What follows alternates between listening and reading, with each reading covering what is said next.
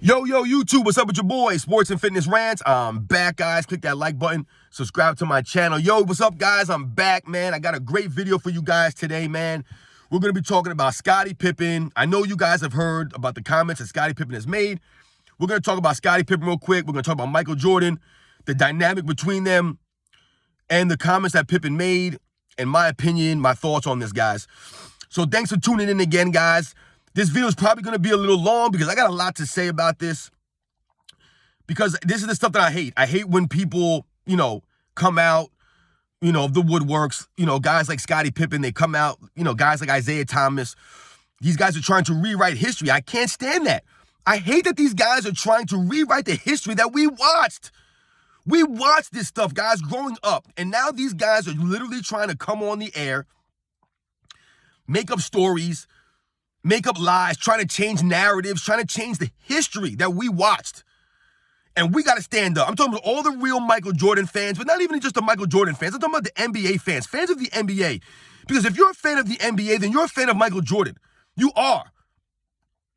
And we can't allow them to tell lies about the greatest player in the game's history. Right? We can't allow the lies. And it doesn't matter what player it is. Even if it's not Michael Jordan, if someone's telling lies about Will Chamberlain, someone's telling lies about Bill Russell, someone's making up lies about Magic Johnson, we got to check these fools, man. We got to check this stuff. I don't care who it is. It's an all-time great legend like Scottie Pippen that's got nonsense to say. We're going to all check them because we watch this stuff, man. I don't care if I didn't play in the NBA and I'm not an NBA legend. I'm going to check Scottie Pippen, man, just like I'm going to check anybody because I got the facts, man. I watch these games, man. I don't care what Scottie Pippen played in these games, and he forgot.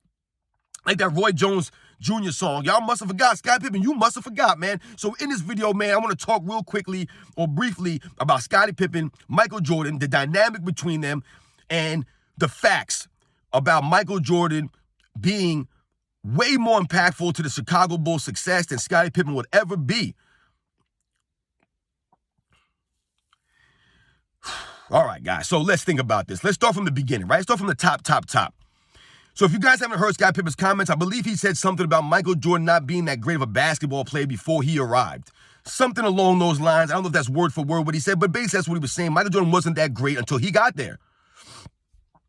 So just on face value, we all know those comments are completely invalid. They don't make any sense. It's almost, Scottie Pippen's almost in the realm of, like he's got dementia or something like that, I would say. And I'm not even being funny about that, guys. I'm being serious. Like, there might be something wrong with him mentally. Now, listen, in this video, I'm not talking about any personal stuff. Whatever personal issues Scottie Pippen's got going on in his personal life or whatever he's got going on personally in his personal life between Michael Jordan and him and, his family. And I'm not talking about any of that stuff, guys. I don't get involved in that nonsense. I always try to keep it strictly about basketball and on the court. That's all I'm going to focus on is the on-the-court dynamic between Michael Jordan and Scottie Pippen, and my opinion on that. And how his comments are completely out of bounds. So anyway, we all know that Michael Jordan was an amazing basketball player his entire career. It had nothing to do with Scottie Pippen, right? And for him to say that, like I said, it's in the realm of delusion. So let's start from the beginning. Michael Jordan coming out of college and not being really hyped or touted as, the next big thing in the NBA. There were a lot of people that didn't think that Michael Jordan was going to end up being what he became. No one thought that he was going to win 6 championships and 5 MVPs and be considered by most people the greatest player of all time. Nobody thought that.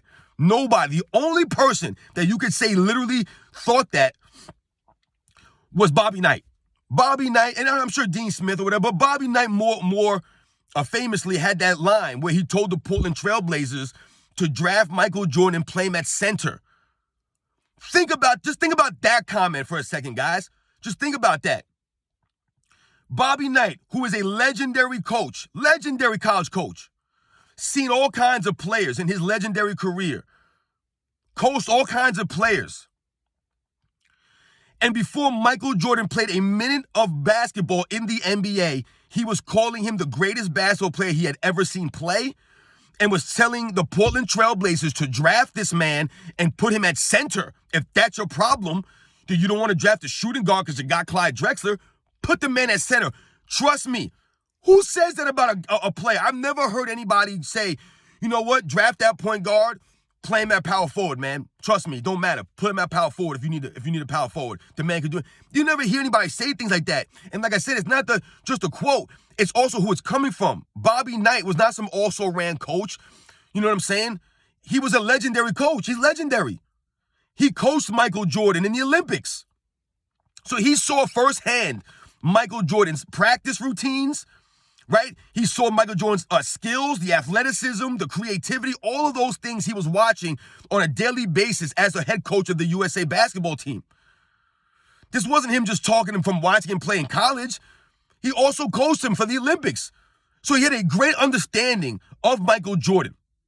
So that's that dynamic right there. Michael Jordan coming into the NBA, a legendary coach like Bobby Knight telling the Trailblazers to draft him and play him at center. We all know the Trailblazers jacked that up.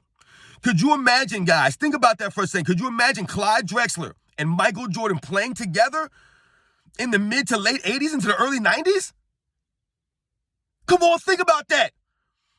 Think about what Michael Jordan did with Scottie Pippen. Could you imagine what he could do with someone like a Clyde Drexler, an all-time great shooting guard, probably the number 5 greatest shooting guard in the history of the league, a guy who was a much better rebounder than Scottie Pippen, a better athlete than Scottie Pippen, was a much better scorer than Scottie Pippen, could shoot the ball better than Scottie Pippen. Yeah, he wasn't as great of a defensive player as Scottie Pippen, but Clyde Drexler was no slouch on defense. Michael Jordan and Clyde Drexler on the Portland Trail Blazers together from the mid to late 80s into the early 90s would have been something crazy. Something crazy, guys. So Michael Jordan comes into the league, right? And immediately, guys, he has a profound impact on the NBA. The Bulls tickets sell out, right? The Bulls were terrible the year before. I think they won 11 or 12 more games when Michael Jordan. The impact was there immediately. Led the league in scoring or total points. I think he's 3rd in points per game behind Bird and Bernard King. But Michael Jordan played 82 games. I think Bernard King only played like 60 games that season or 65 games or something like that.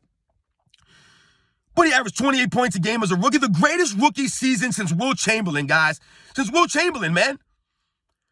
There will never be another rookie to lead the league in total points. It won't happen, guys, especially the way these guys, they don't even play 82 games, man. So this is not going to happen. But for him to come in as a rookie and just take over the game, now he wasn't the greatest player in the league as a rookie, but he was the biggest star as soon as he came in the NBA. As soon as he came in, guys, he was bigger than Kareem. He was bigger than Dr. J, Moses Malone, Magic Johnson, Larry Bird. He was bigger than all those guys when he came in, man. Selling out. Everywhere he went, people wanted to watch Air Jordan, man. It was the Air. Air Jordan. We have forgotten about Michael Jordan's feats in the air. We have completely forgot about Air Jordan. A lot of times we focus on the stats, the accolades, the last three-peat, the last dance. Michael Jordan from 85 to about 93, 92 was something to watch, man. Especially those first 3 or 4 seasons, man, where he just attacked the rim with a reckless abandon. He did not care. He was dunking on everybody, dunking everything, switch hand layups, reverse under the rims. He was doing everything. Blocking shots all over the court, stealing the ball left and right, locking down guys on the perimeter. Taking the ball and going coast to coast. The man was amazing. He was beautiful to watch. But this is the same guy that Scottie Pippen would tell you was a terrible player before he got there. Doesn't make any sense, right, guys? So that's that, right? We got the beginning of Michael Jordan coming into the league and just taking over the league, guys. Taking over the league. I think he finished 6th in MVP voting as a rookie. As a rookie, guys. Made the All-Star game as a rookie. Like I said, played every single game. Did not miss one game as a rookie. Not one game, guys. Came in and played. Got the Bulls to the playoffs in a top-heavy, tough Eastern Conference, man. You're talking about the legendary Boston Celtics, right? You're talking about the Milwaukee Bucks. You're talking about the Detroit Pistons. You're talking about the Philadelphia 76ers. You're talking about the Atlanta Hawks. You're talking about the Cleveland Cavaliers. You're talking about the New York. The Eastern Conference was stacked with talent and teams. Just great teams.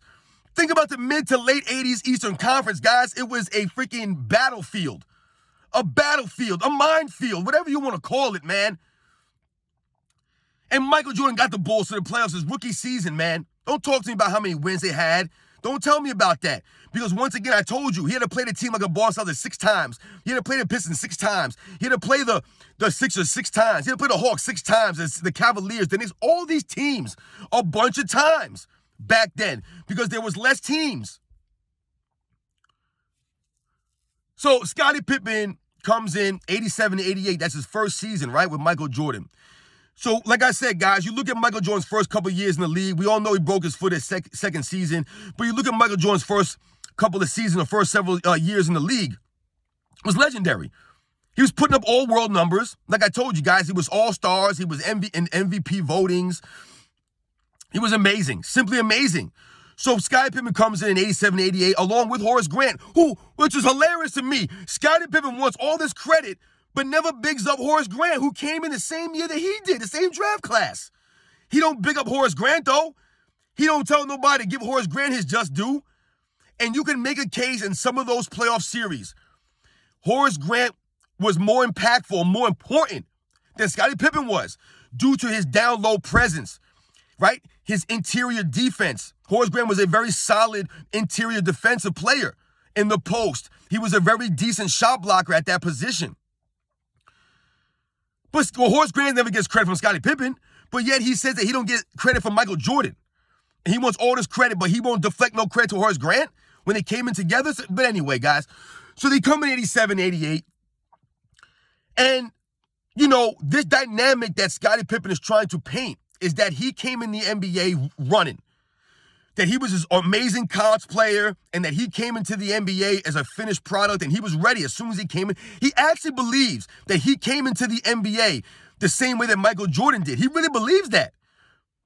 But guys, it's not even the numbers. Don't even look at the numbers. Scottie Pippen didn't start one single game his rookie season. He didn't even start one single game. Not one game, guys. He didn't start one game. So if Scottie Pippen was this great player from the minute he stepped on the court in the NBA, that he's trying to make it seem that the Bulls were nothing until he got there, it doesn't even make sense, not even from a number standpoint, just from the standpoint that he didn't even start a game. How can a bench player who never started a game, who averaged 7 points a game, how can his impact be that profound that he was the reason that they were winning? It doesn't even make any sense for someone to think that way. Like I told you, it's almost as if Scottie Pippen's getting into the realm of dementia, right? He's delusional. There's no way that you could think that way, honestly, or feel that way. Maybe he's trolling us, guys. I don't know. Maybe he wants us to talk about him. So when you think about that, like I said, Scottie Pippen played, I believe, 79 games that rookie season, did not start a single game. I believe Horace Grant started like 6 or 7 games that season. So even Horace Grant started a handful of games. Scottie Pippen didn't start one single game. So when you think about from that standpoint, he's lying, right?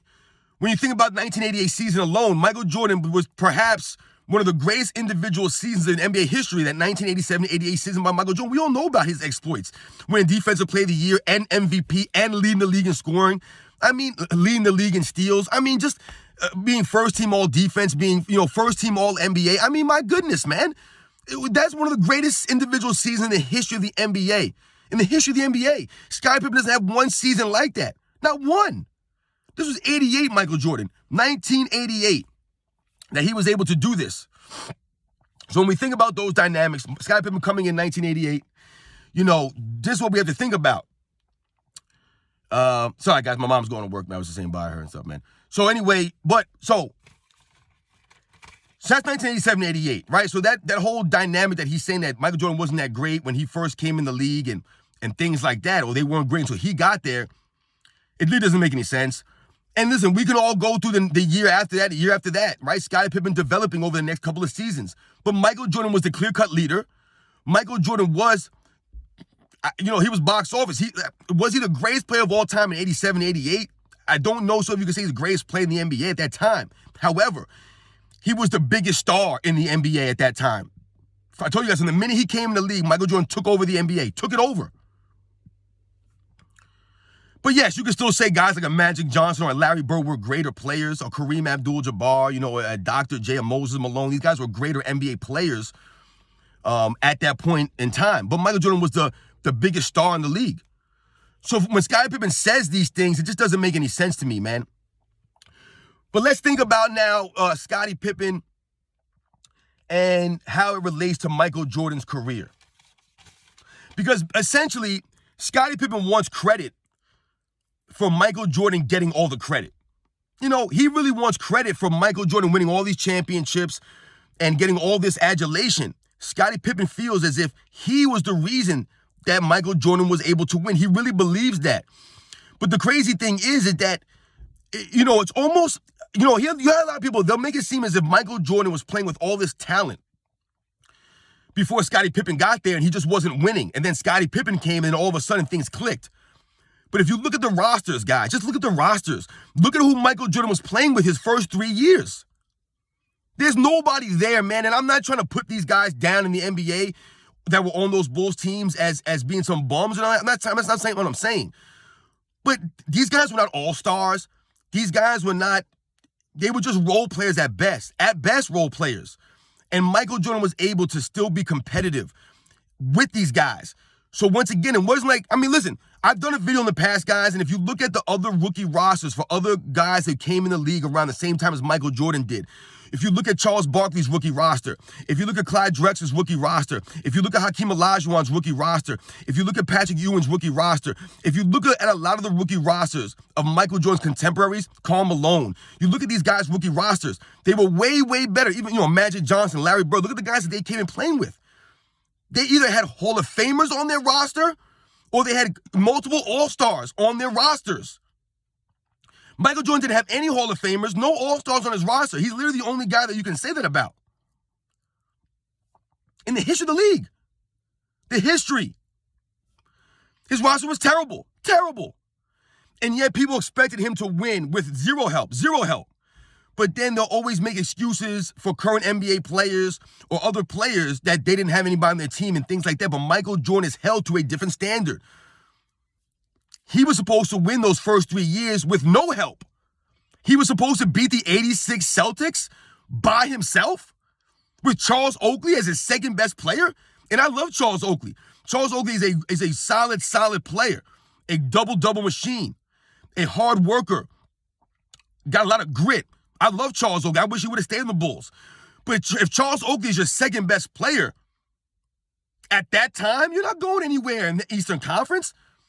I've said this before. If Michael Jordan and the 86 Bulls would have beat the 86 Celtics in the first round that year, Larry Bird would have got ran out of Boston. They would have never let him come back to Boston.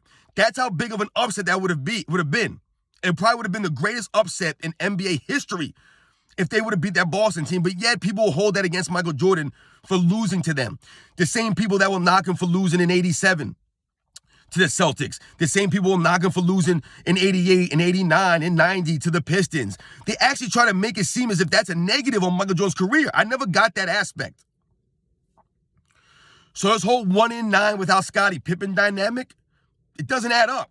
Doesn't add up, guys. Only Michael Jordan is supposed to beat legendary teams by himself. Only Michael Jordan is supposed to do that. No other superstar in history is supposed to do that. Everybody else needs help. And everybody else has had help. Michael Jordan didn't have any help.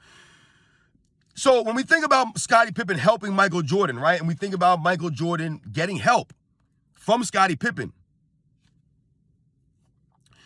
What Scottie Pippen has to realize, and what a lot of people who are jumping on the Scottie Pippen bandwagon have to realize, is that when we think about help and we think about Scottie Pippen, his development, right? I believe Scottie Pippen became his first All-Star, I believe it was 1990. I believe it was his first time he made an All-Star game. So if you think about that dynamic right there, Michael Jordan came in as a rookie, made the All-Star game. Scottie Pippen did not make an All-Star team until his, third year in the league, I believe. So you have that dynamic right there. And we can also say that he made the All-Star team in 1990 due to playing with Michael Jordan. Michael Jordan was a rookie without Scottie Pippen. I mean, Michael Jordan was an All-Star without Scottie Pippen as a rookie. So when we think about that, and we think about the development of Scottie Pippen, like I said, guys, to me, Scottie Pippen hit his stride from about 90-91 to about 95-96 to about 95. There's about a 5-year window, in my opinion, that Scottie Pippen was in his prime on both ends, right? Offensively and defensively. And when we think about Scottie Pippen as a player, Scottie Pippen was never a scorer. Scottie Pippen could shoot the ball with really any efficiency and not consistently. He might have one game where he goes, 7 for 11, scores 19 points. And then he might have another game where he goes 7 for 22, and scores 16 points. These are the kind of shooting games performances that Scottie Pippen would have on a regular basis. Regular basis. If you look at the numbers in the 1993 NBA Finals, guys, for example, I believe Scottie Pippen averaged like 22 points a game and like 7 rebounds and like 6 assists or something like that, or 8 rebounds. Like, the numbers look good on the surface. But then when you scrutinize the numbers and you look at it game by game, there was games in there with Scottie Pippen, like I said, was like 2 for 12 or something like that, or 7 for 22. He was shooting like, I think he shot 40% from the field in that finals. Scottie Pippen was never a high percentage shooter. Not consistent either. He was not a scorer. Michael Jordan was able to win all those championships with Scottie Pippen being his number 2 player, or his number 2 teammate, averaging like 19, 20 points a game. That was it. I mean, think about that, guys. That's not getting a lot of help. And this is not like, and like I said, it's not the consistency just wasn't there, guys. It just wasn't. There's been so many times in Scottie Pippen's career when he played with Michael Jordan, they left Michael Jordan hanging out there. We could think about the 1990 Eastern Conference Finals Game 7 against the Detroit Pistons. I've talked about this game before. Scottie Pippen went out there and scored 2 points, guys, on 1 of 10 shooting, and I believe he played like 40 minutes in that game. I think in that game, the starters combined for 26 points. In that Game 7 against the Pistons, Michael Jordan scored 31. So Michael Jordan by himself outscored all of his other starters, all the other starters, all his teammates. I think the bench scored 17 points. And, when you think about that 1990 Game 7 Eastern Conference Finals in the migraine game, right? It's been dubbed the migraine game. Did Michael Jordan go in the post-game press conference and bash Scottie Pippen? No, he didn't do that. He didn't do that. He could have easily done that. Scottie Pippen had a migraine. I don't want to hit on excuses, man. It was an excuse, man. Scottie Pippen did not help Michael Jordan. He did nothing for Michael Jordan out there. Nothing. So that's a clear-cut case of Scottie Pippen not being great, not helping Jordan out. There was never a series, guys, or there was never a playoff series that I remember where Michael Jordan laid an egg for the entire series, and Scottie Pippen had to carry Michael Jordan. I don't remember that. I don't remember that at all. Never remember that. There might have been a game where Michael Jordan wasn't knocking the shot down and, his shooting percentages were bad and he scores 22 points.